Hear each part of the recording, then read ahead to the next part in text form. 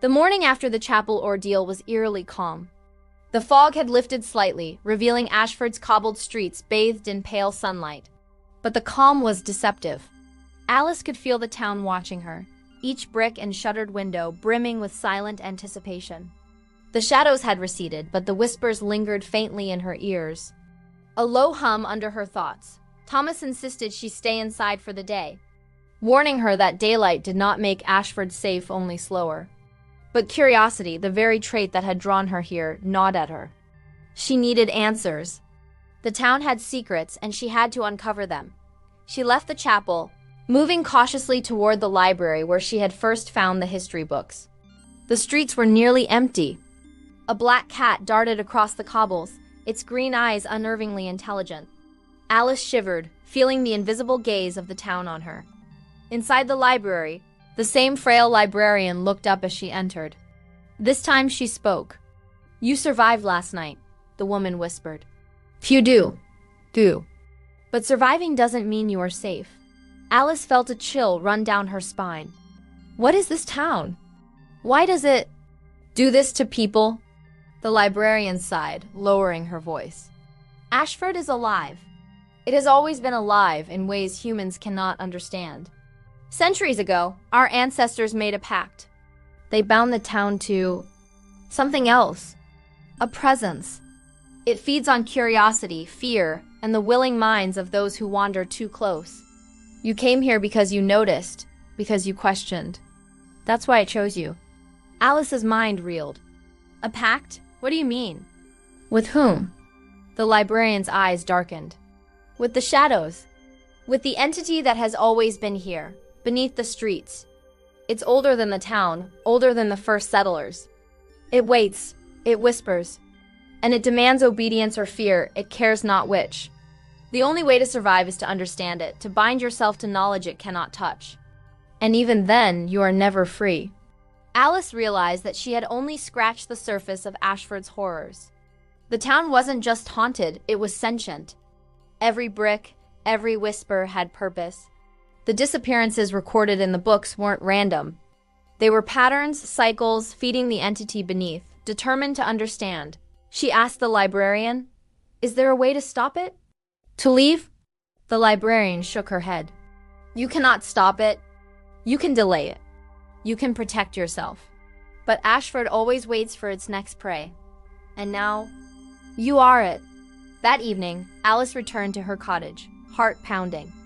The mist had thickened, curling around the ivy-covered walls like fingers. She felt watched from every shadow, every flicker of movement. The pendant Thomas had given her felt warm in her hand, vibrating faintly, as if alive. Hours later, she could no longer resist the pull of the whispers. They grew louder, urgent, commanding. She followed them through her house, down into the basement she had barely explored. The floorboards groaned beneath her feet. At the far end of the basement, she discovered a trapdoor she hadn't noticed before. The whispers surged, almost joyous, beckoning her. She hesitated, then forced herself to open the door. A spiral staircase descended into darkness, the air thick with moisture and the metallic tang of something ancient dot as she descended. The whispers became clearer, voices from centuries past overlapping. Families, children, travelers, all warning her, screaming, pleading dot at the bottom. She found a cavernous chamber carved from stone. The walls were etched with symbols, similar to those in the chapel, but older, darker. In the center of the chamber was a pool of black water, reflecting the faint light of phosphorescent moss on the walls. Alice approached cautiously. The water rippled as though something beneath it was alive.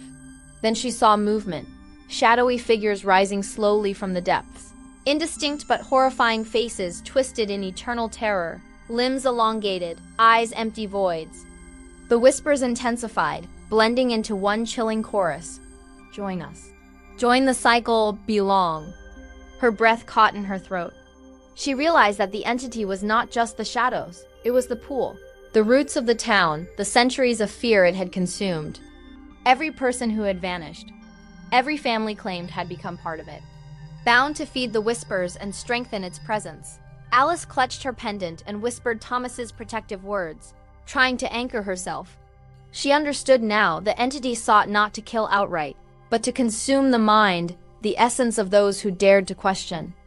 It was patient, intelligent, and eternal. Suddenly, a figure emerged from the black water, humanoid, taller than a man, with featureless black skin and glowing eyes that pierced through the dim light. It raised a long clawed hand toward her. Alice stumbled backward, the pendant glowing brighter as the creature's energy pressed against her mind. She screamed. But the wards Thomas had taught her began to flare, light spreading across the chamber. The shadow recoiled, hissing, retreating into the pool. Alice realized the ritual in the manuscript could repel it. At least temporarily, but she had to act fast. Working quickly. She traced the symbols from memory on the stone floor, using chalk from her bag. She recited the incantations aloud, voice shaking. The creature thrashed violently, the water rippling like a stormy sea as if enraged. The whispers became screams of fury and despair. The chamber shook. Water splashed over the symbols, but Alice held her ground. Light erupted from the pendant, blinding and pure, spreading across the pool. The entity let out a deafening roar that rattled her teeth and pressed against her chest. Then, as suddenly as it had begun, it vanished. The water stilled. The whispers died down to a low, distant murmur. Alice sank to the floor, trembling. She understood the truth. The entity could not be destroyed. Ashford could never truly be free of it. All she could do was delay it, protect herself, and remember its cycles. She had survived. For now, emerging from the basement, she found the town outside calm, almost serene. The mist had lifted slightly, revealing familiar streets. But she knew the quiet was temporary. Ashford was patient. It waited. And the shadows would return. Alice returned to Thomas, recounting what she had seen. He nodded grimly. You faced the heart of it. Few ever do. You're stronger than most, but the entity will remember you. It knows your name now. That's dangerous. Always remember, never trust the quiet, never ignore the whispers. Alice sat in silence that night, staring at the pendant glowing faintly in her hands. She understood the stakes now. Ashford wasn't just a town. It was a living predator, patient, intelligent, and eternal. And she had become part of its story, its endless cycle. The whispers returned. Softer now, almost gentle, but unmistakable. We are waiting. We are patient. Always patient. Alice took a deep breath. Survival meant vigilance, knowledge, and fear tempered by courage. She had faced the shadows beneath the town, seen the horrors that had consumed generations, and lived. But she knew one truth that would haunt her forever. Ashford never forgives curiosity. And those who stayed never truly left.